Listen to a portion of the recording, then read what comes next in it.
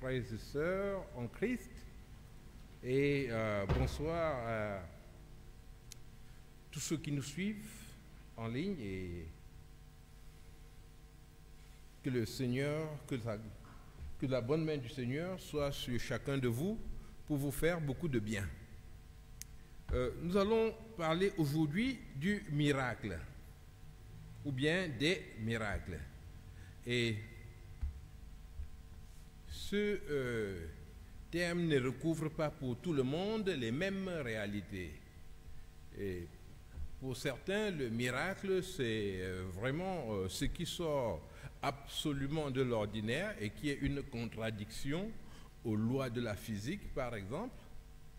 Pour d'autres, les miracles, c'est l'ensemble des coïncidences qui arrivent dans la vie et l'ensemble des choses surprenantes et les exaucements de prière qui peuvent sembler tout à fait naturels, mais pourtant on voit la main du Seigneur là derrière.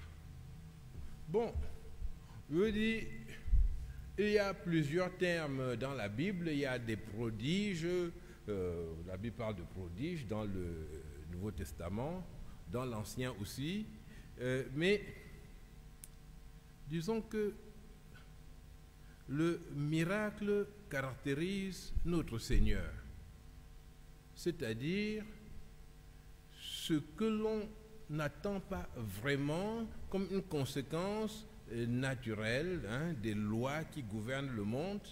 J'ai parlé des lois de la physique, des lois du comportement. Une porte qui s'ouvre, on peut le voir comme un miracle. Et lorsqu'on dit que Dieu est un Dieu de miracles, cela signifie qu'il accomplit des hauts faits, des choses extraordinaires, mais cela signifie aussi que Dieu organise toutes choses pour le bien de ceux qui lui appartiennent. Et on peut très bien dire ma vie est une succession de miracles. Oui, c'est pas que dans ma vie il y a à chaque fois quelque chose qui contredit les lois de la nature. C'est pas que je vois une montagne devant moi et puis je la fais disparaître uniquement par la prière.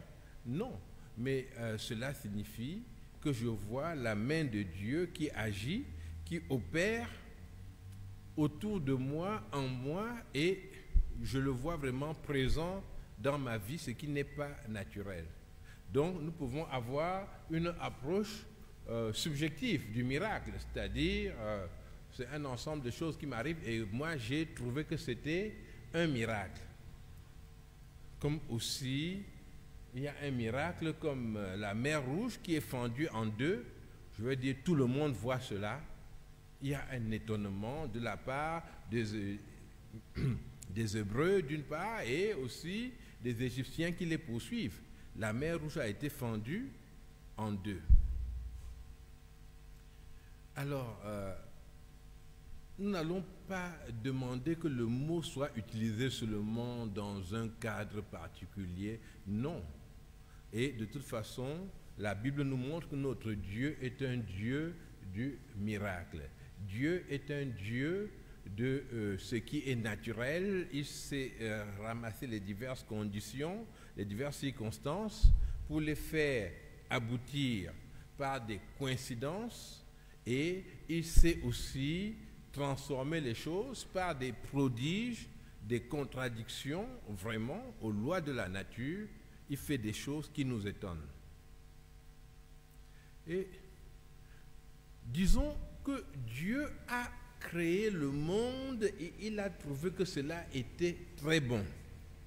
Quand Dieu crée le monde, la Bible nous dit qu'il y a un commencement, donc il y a le temps, n'est-ce pas, qui est créé au départ, même si on ne cite pas le temps.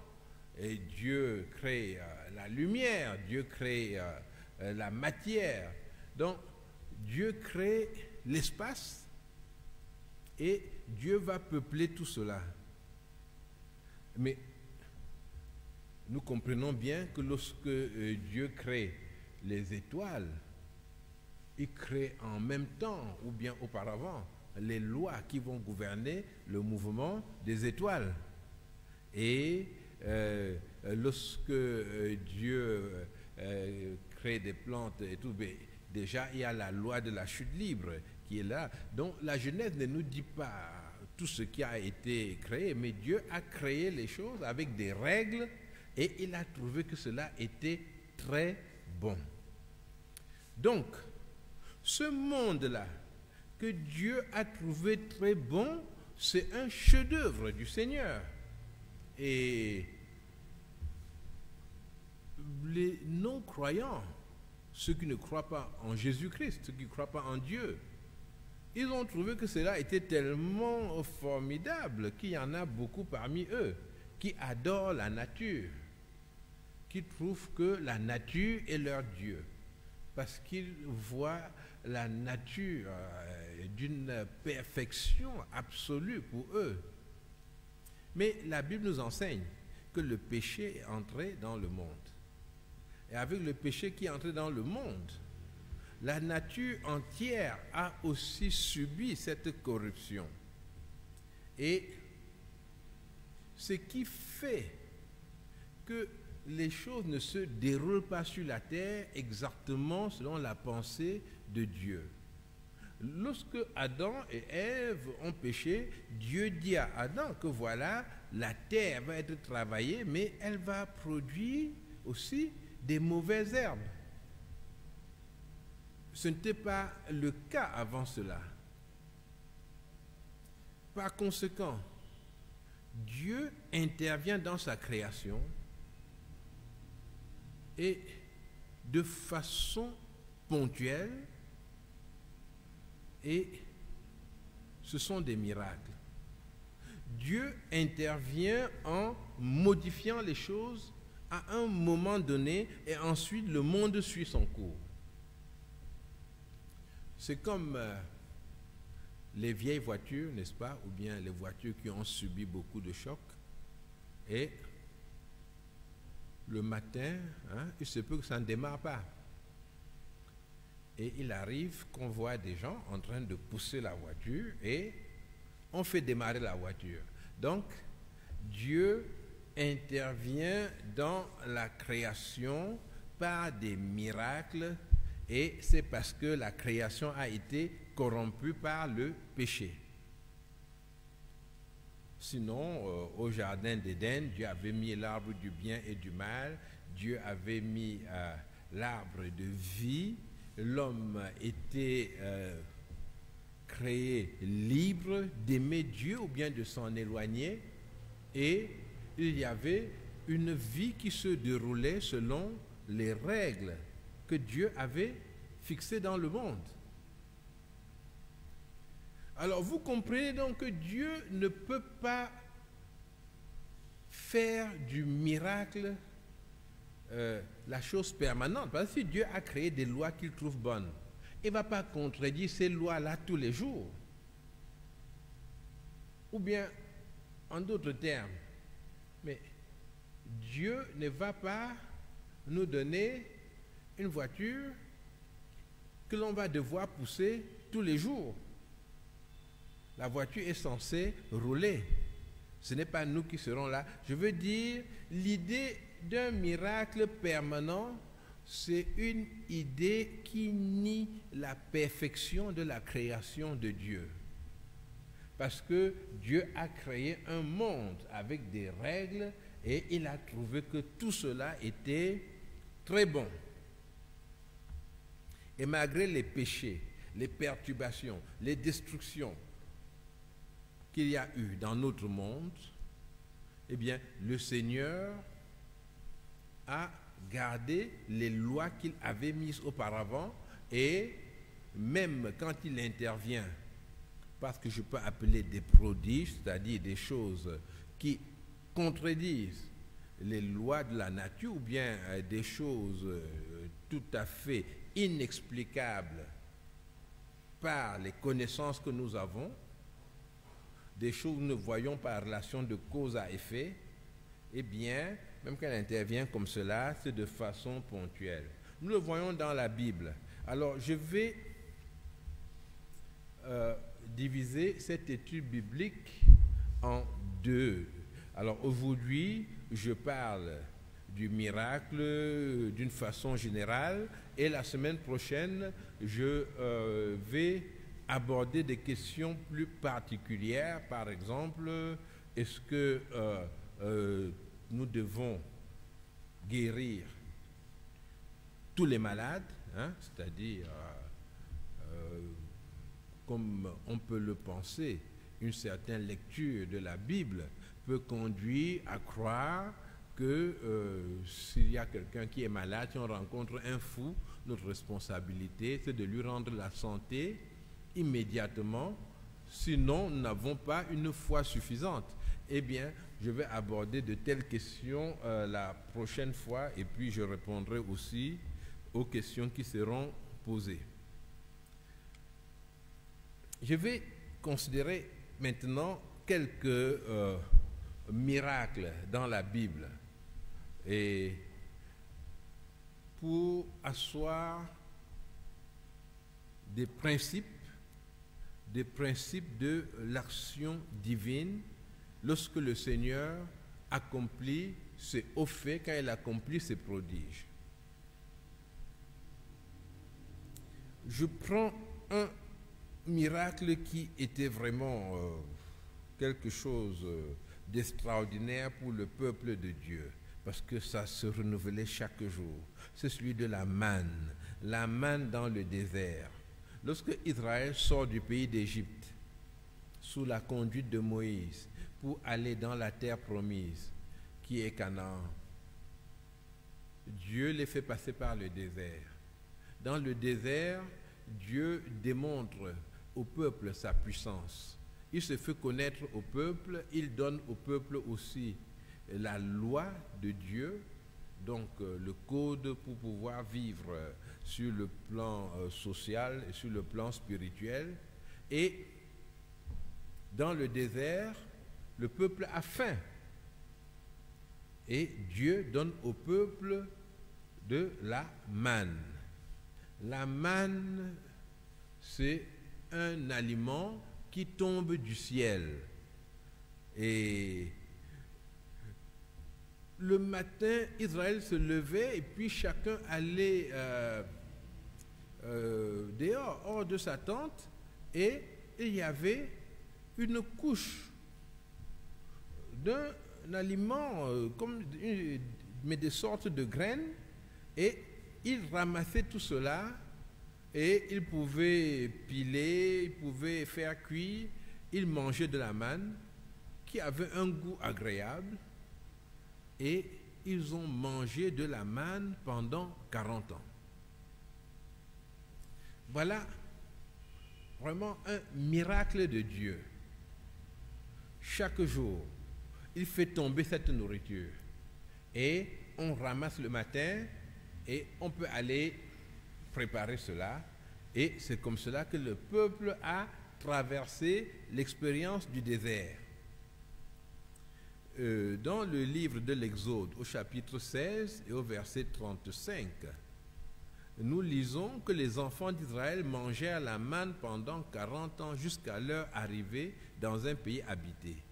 Ils mangèrent la manne jusqu'à leur arrivée aux frontières du pays de Canaan.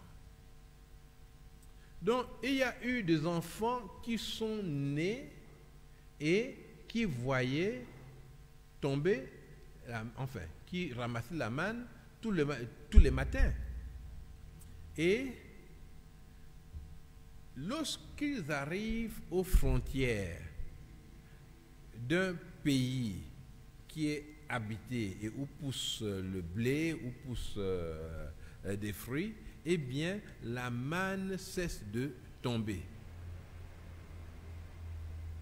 C'est ce qui est dit encore dans le livre de Josué au chapitre 5, au verset 12. La manne cessa le lendemain de la Pâque, quand ils mangèrent du blé du pays. Les enfants d'Israël n'eurent plus de manne et ils mangèrent des produits du pays de Canaan cette année-là. Donc la manne, c'était un miracle que Dieu avait fait par nécessité. Le peuple en avait besoin. Ce n'était pas un miracle que Dieu avait fait juste pour leur donner un plus. Non, ils avaient besoin de manger et Dieu a manifesté sa puissance. Il leur a donné à manger, mais cette manne a disparu le jour où ils pouvaient manger du blé, manger de ce qui était cultivé. Et j'ai entendu un étudiant qui a témoigné et qui racontait une expérience qui l'avait perturbé.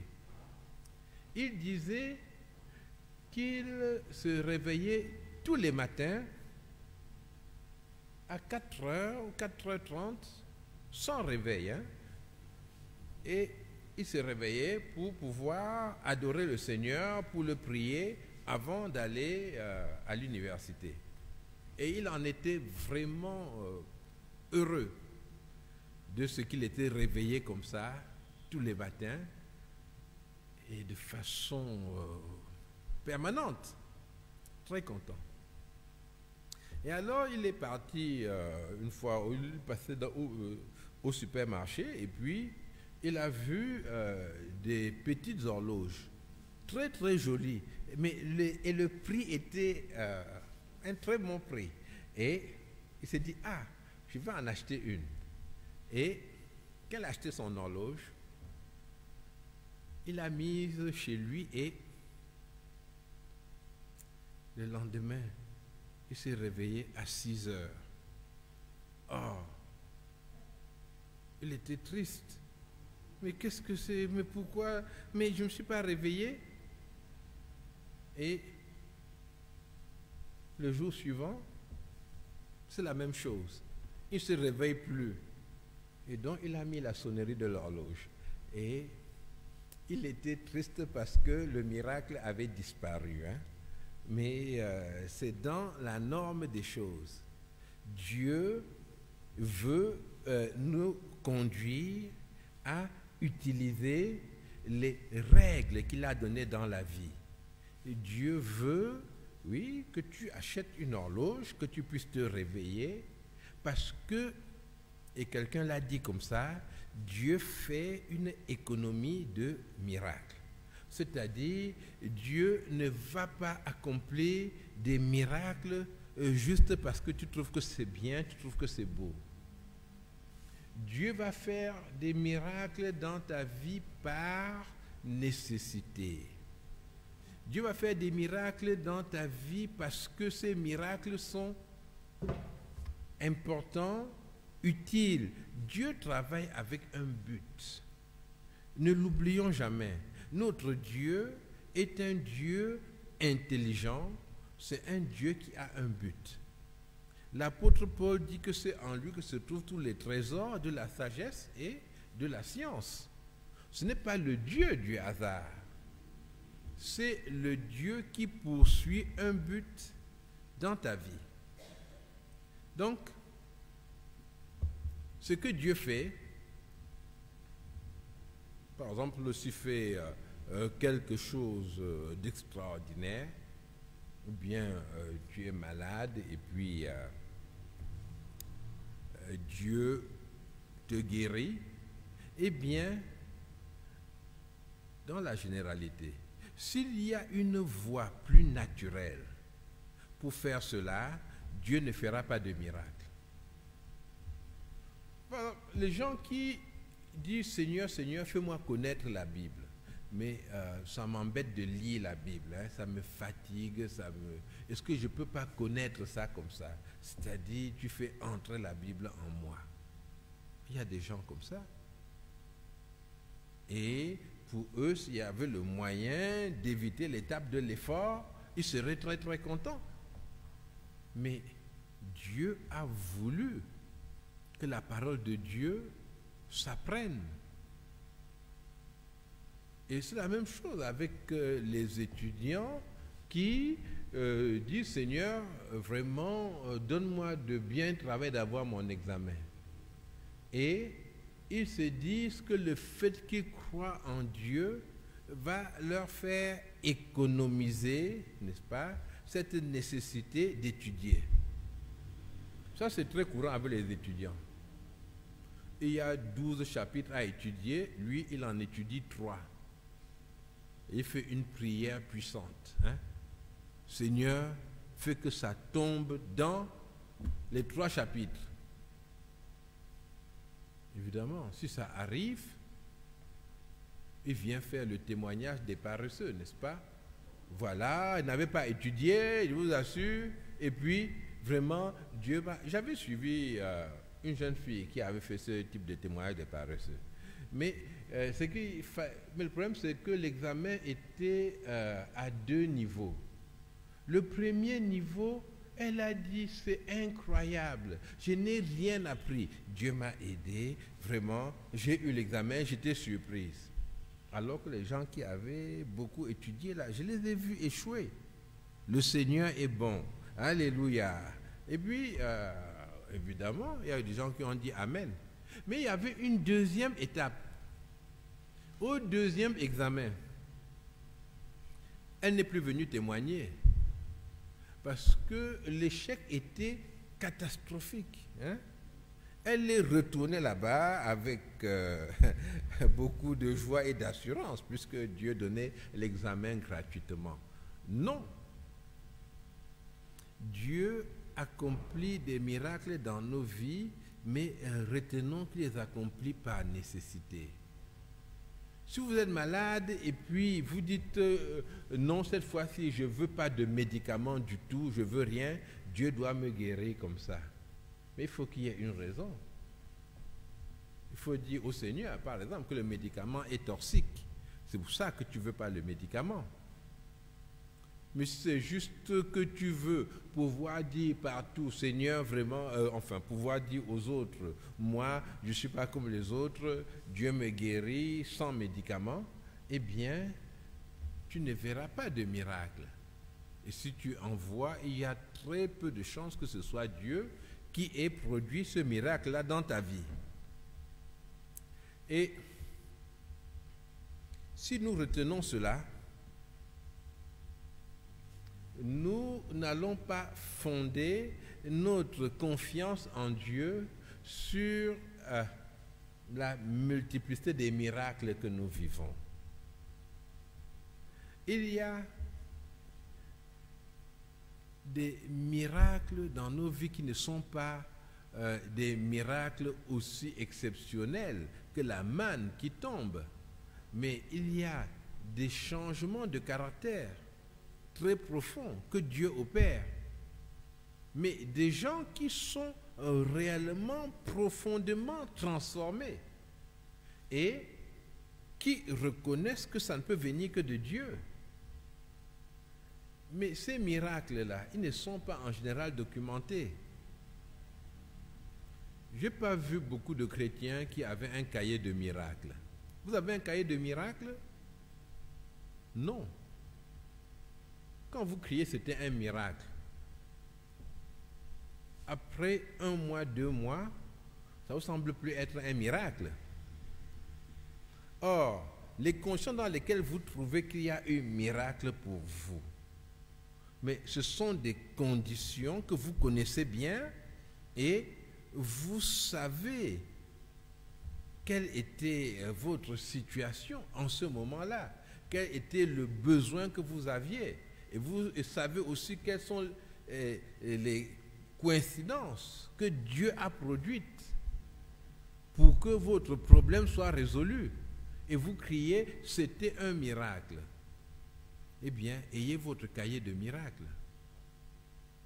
Vous les mettez, mais vous les documentez bien. C'est-à-dire, quand vous écrivez dans votre cahier de miracles, vous vous efforcez d'écrire comme s'il fallait convaincre quelqu'un d'autre qui a eu miracle. Parce que quelqu'un d'autre là, c'est vous. Parce que quand vous reviendrez plus tard, vous direz que ce n'était rien.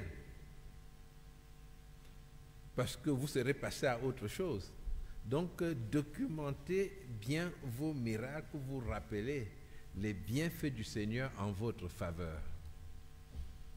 Dieu ne va pas faire chaque jour un miracle extraordinaire dans votre vie pour que vous sachiez qu'il est là. Dieu veut aussi que vous ayez la mémoire de ce qu'il a fait pour vous. Là, j'ai parlé de la manne.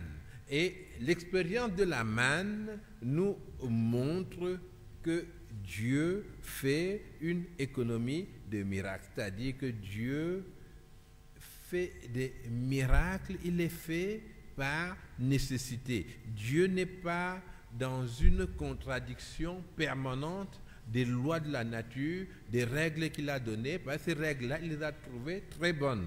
Et malgré le fait que le péché soit entré dans le monde, eh bien, ces règles-là demeurent et Dieu intervient de façon ponctuelle pour les contredire.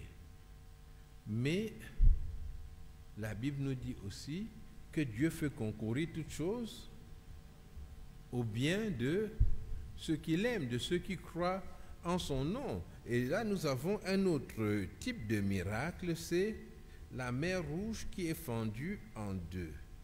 Donc, j'ai pris deux types de miracles concernant toujours Israël qui sort d'Égypte. Il y a la manne dans le désert, c'est vraiment un acte de puissance, que sa nourriture tombe, le moment où elle s'arrête. Et la mer Rouge, nous voyons un acte de puissance, mais Dieu tient à donner des détails sur le miracle de la mer Rouge qui est fendue. Dans le livre de l'Exode, au chapitre 14, au verset 21. Alors, quel est le contexte? Israël est sorti du pays d'Égypte. Le pharaon, c'est-à-dire le roi de l'Égypte, a laissé partir Israël après que des grands malheurs se soient abattus sur l'Égypte. Israël était esclave des Égyptiens. Et lorsqu'il sort d'Égypte, il prend le chemin de la mer. Et si vous regardez une carte, vous verrez effectivement la mer Rouge qui s'enfonce dans le continent et vous verrez que en montant plus haut, on pouvait passer par la terre ferme. D'ailleurs, pour aller d'Égypte en Israël, on ne traversait pas la mer Rouge. Il y avait une route qui permettait de le faire. Mais Israël va traverser la mer Rouge. Alors, le peuple va vers la mer Rouge. Et puis, au bord de la mer Rouge, il demande à Moïse, mais tu nous amènes ici? C'est pourquoi? Et on dit à Pharaon, ces gens-là, ils sont partis dans le désert et là-bas, ils se sont perdus. Ils sont face à la mer. Et Pharaon dit, ah, là, on s'en va les chercher de nouveau. Et il prend 600 chars, il fonce vers le peuple et le peuple se met à crier, Moïse, qu'est-ce qui ne va pas? Et Dieu parle à Moïse. Moïse étendit sa main sur la mer. Exode 14, 21. C'est-à-dire, c'était dans la nuit. Moïse étend sa main sur la mer et l'Éternel refoula la mer par un vent d'Orient qui souffla avec impétuosité toute la nuit. Il mit la mer à sec et les eaux se fendirent. Alors là, on dit les eaux se fendirent. Les eaux ont construit une muraille à droite et une muraille à gauche. Donc ils sont passés vraiment avec la mer Rouge qui formait un mur de part et d'autre. Et ils ont traversé à sec. Et c'est un miracle. Le miracle ici, c'est déjà que ça se passe exactement quand Moïse étend sa main sur la mer. Donc, Dieu permet que ce phénomène soit contrôlé par Moïse. Et l'autre miracle, c'est que ce vent-là vient souffler exactement pour séparer la mer. Alors, vous voyez que ce miracle extraordinaire qui va effrayer tous les peuples qui seront de l'autre côté de la mer Rouge, c'est un miracle qui nous est présenté comme quelque chose qui a été obtenu avec des éléments naturels. C'est un miracle de Dieu. Mais ici, dans le miracle de Dieu, Dieu tient à en donner une explication, comment il a fait. Nous sommes d'accord que Dieu aurait pu simplement fendre la mer et puis que les gens passent. Ça n'aurait rien eu d'extraordinaire. Élie, avec son manteau, avait fendu le Jourdain. Il était passé. Et Élisée l'a fait en revenant. Et nous savons que les sacrificateurs, quand ils portaient l'arche de l'Alliance, n'est-ce pas, quand on allait vers Jéricho, eh bien, dès qu'ils ont mis les pieds dans le Jourdain, mais le fleuve s'est arrêté de couler. C'est-à-dire que les eaux qui coulaient de l'autre côté, les eaux en aval, sont parties, en sorte que c'était la terre de l'autre côté, et puis les eaux de l'autre côté, les eaux en amont, ont formé un mur. Mais on ne dit pas que Dieu a fait venir un vent et tout. Mais regardez, dans ce miracle ici, nous voyons que Dieu utilise les phénomènes naturels. Bon, maintenant, un savant, n'est-ce pas, qui verrait ça, et un savant qui ne croit pas en Dieu, il expliquerait cela comme des coïncidences. Que voilà, ça arrivait exactement quand Moïse levait son bâton, mais c'était un vent très très fort, et puis ce vent-là a fait exactement ceci, il a fait là. Mais non, c'était un miracle de Dieu. Et cela veut dire que Dieu n'interdit pas qu'on s'efforce d'expliquer un miracle. C'est ceux qui veulent comprendre ce qui s'est passé, eh bien, on ne doit pas leur dire non, non, non, tais-toi, c'était un miracle. Non. Il y a des gens qui semblent sensés et qui semblent sérieux, qui portent leurs vêtements, ils mettent la main dans la poche et puis ils trouvent un paquet d'argent là-dedans. Et ils crient vraiment, Dieu m'a visité, hein? J'ai pris mon habit comme ça et j'ai trouvé 300 000 dans ma poche. Bon, peut-être ils font une fête avec ça, ils sont tout contents. Et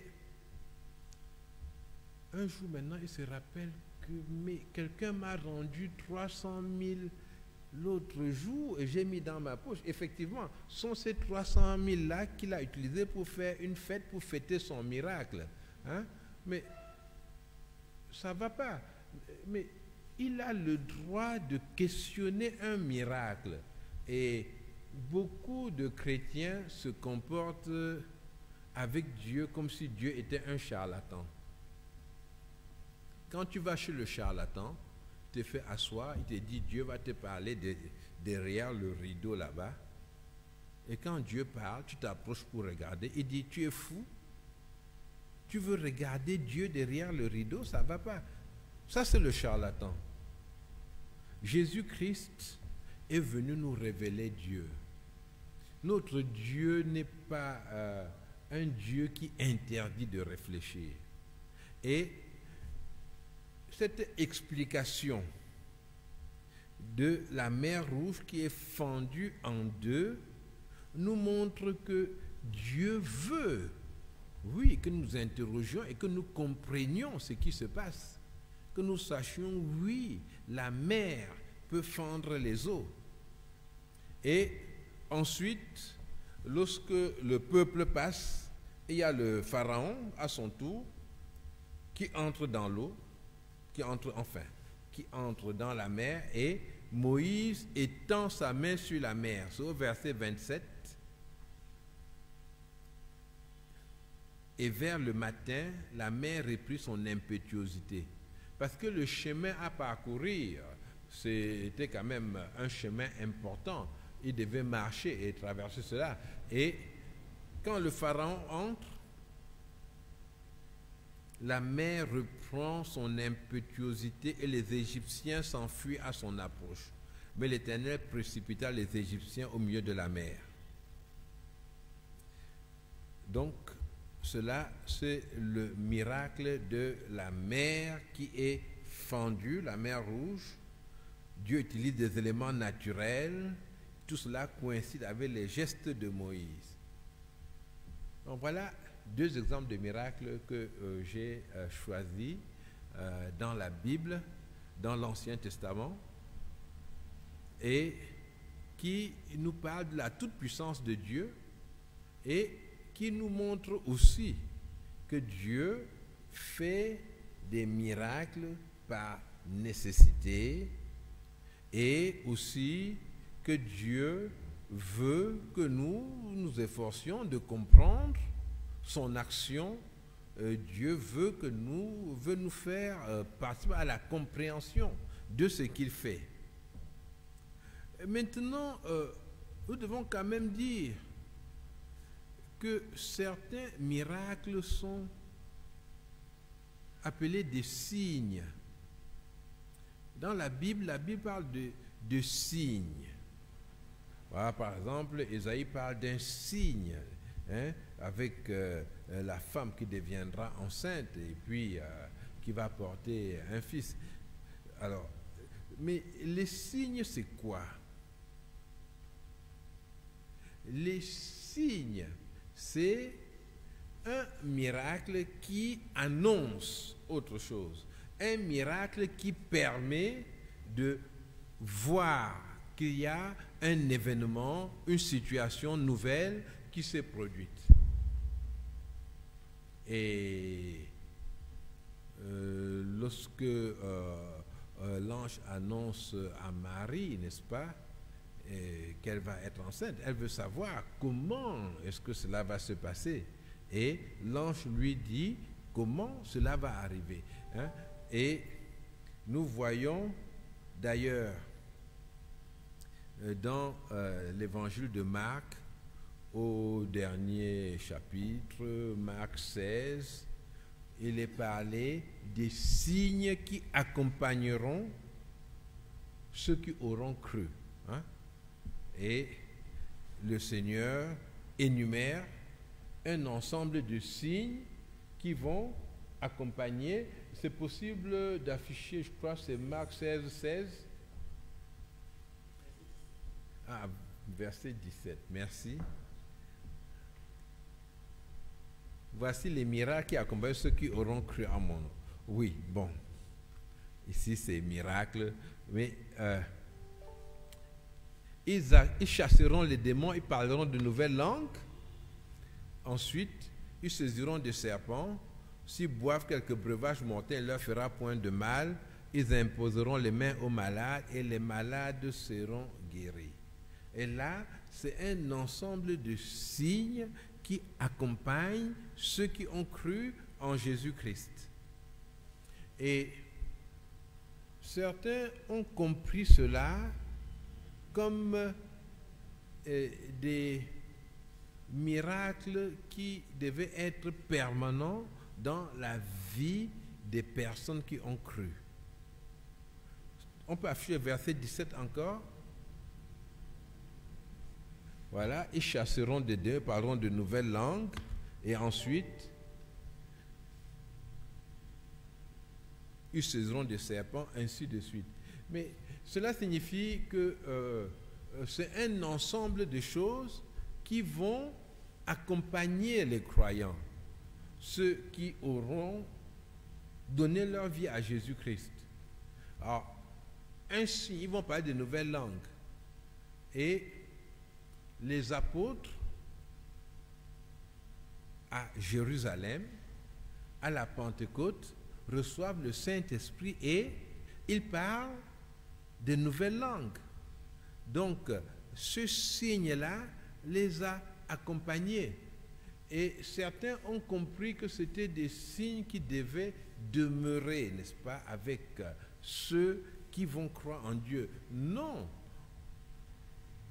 Cela va apparaître, c'est-à-dire, là, on va parler de nouvelles langues, on apprendra que là-bas, on a saisi des serpents qui n'ont pas mordu, et puis, à un autre endroit, c'est quelqu'un qui aura bu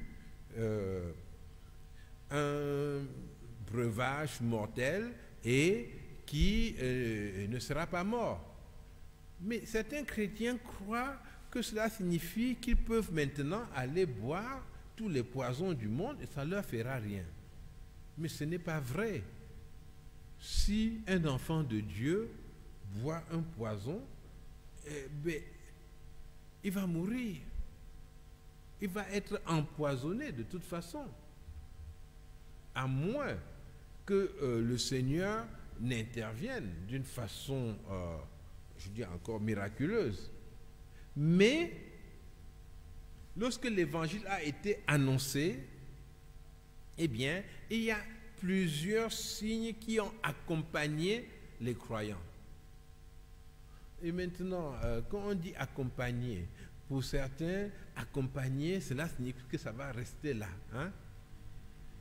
C'est-à-dire, vous faites comme les enfants, que les parents grondent parce que quand leurs amis viennent les voir à la maison, ils disent maintenant, maman, je m'en vais accompagner mon ami. Ils sortent accompagner leur ami, ils ne reviennent plus, n'est-ce pas? On attend, il est en train d'accompagner son ami. Quand il revient, on le gronde. On dit, quand tu accompagnes ton ami, tu le laisses partir, à un moment donné, tu reviens à la maison. Donc, accompagner, ça ne veut pas dire, il faut le prendre dans le sens de demeurer, n'est-ce pas, avec vous. Non. La vie chrétienne, telle qu'elle sera vécue après avoir reçu l'évangile, c'est une vie normale. La Bible nous enseigne que le royaume de Dieu ne vient pas de façon à éblouir les gens. L'Esprit de Dieu agit en nous, mais il n'agit pas de façon à attirer tous les regards, non. Et lorsque Jésus vient au monde d'ailleurs, et il dit, il annonce à ses disciples qu'il est le Messie. Jean-Baptiste annonce par exemple Jésus comme étant le Messie. Eh bien, comment est-ce qu'il est reconnu? Pourquoi les gens acceptent cela? Les gens acceptent cela parce que l'Ancien Testament donne des signes qui vont montrer que c'est le Messie. Hein? Et je reviendrai là-dessus à la prochaine réunion. L'un de ces signes, c'est la guérison des malades. C'est pour cela que lorsque Jean-Baptiste envoie lui demander, est-ce que c'est vraiment toi? Eh bien, Jésus répond en disant, mais allez dire à Jean-Baptiste que les boiteux marchent, hein, les aveugles voient, hein, et les lépreux sont purifiés. Le royaume de Dieu est annoncé parce que Ésaïe avait donné un ensemble de signes qui caractérisaient le Messie. Donc, il y a ces miracles qui sont des signes et qui sont encore là quelque chose de ponctuel, qui ne va pas vous accompagner sur le long cours dans la vie. Et si vous étudiez la Bible, vous vous rendrez compte qu'il y a un moment où les gens autour de Paul essayent même, mais ils tiennent même les vêtements, les tissus que Paul a touchés pour être guéri. C'est-à-dire dans l'annonce de l'évangile, dans le travail de Paul. Il y a eu un moment comme cela. Mais après, il y a un moment où les choses deviennent plus naturelles et où Paul laisse son compagnon Trophime malade. Il dit, j'ai laissé Trophime malade à Milet. C'est-à-dire, Paul n'a pas pu guérir Trophime parce que ce n'est pas Paul qui guérit, c'est le Seigneur qui guérit. Et le Seigneur guérit lorsqu'il veut guérir. Bon, j'ai voulu aujourd'hui faire une présentation plutôt légère du thème sur le miracle et le miracle comme un acte de puissance de Dieu, le miracle aussi comme la façon que Dieu a de faire concourir les circonstances à notre bien et ce qui apparaît pour nous comme un miracle peut ne pas être un miracle pour les autres, mais cela n'empêche pas que dans notre communion avec Dieu, nous avons cette conviction que nous avons été l'objet d'un miracle, eh bien c'est important de le documenter, de le retenir et de se rappeler cela ensuite, parce qu'il y a le mauvais jour, les moments difficiles où on se met à douter de tout, et c'est tellement précieux de pouvoir se tourner vers le Seigneur en se rappelant toute sa bonté et sa grâce envers nous.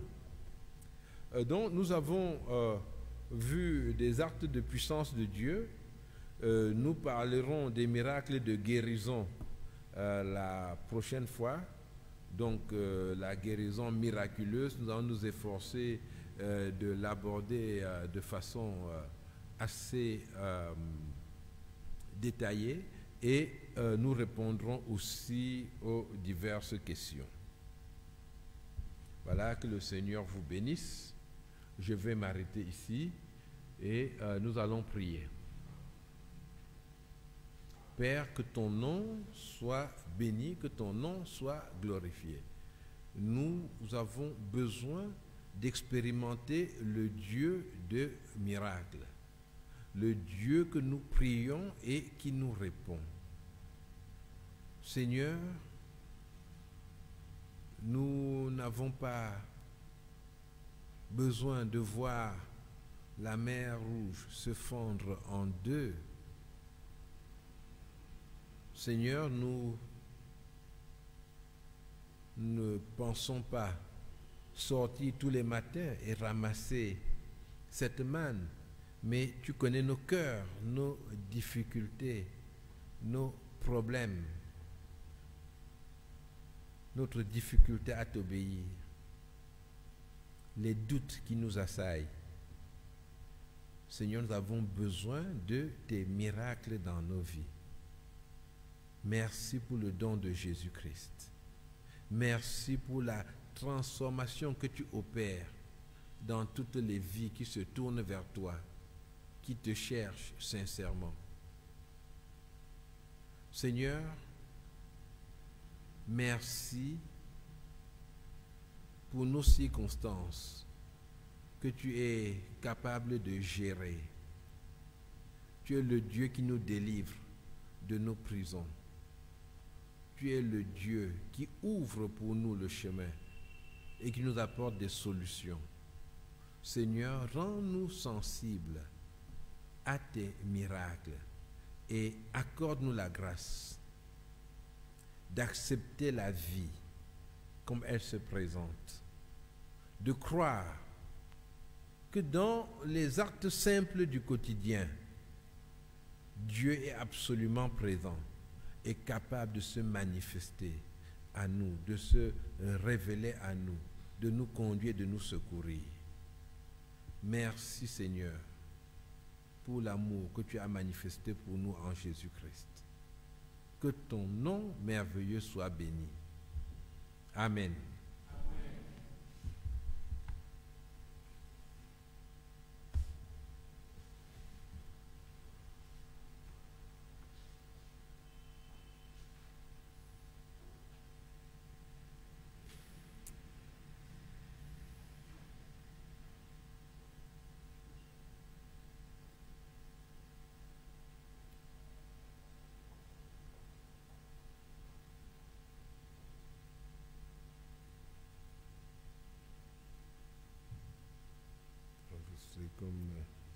Non, attendez.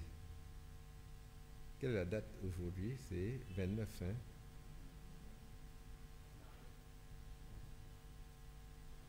29, c'est... Ah oui, mais j'espère que c'est coupé, non?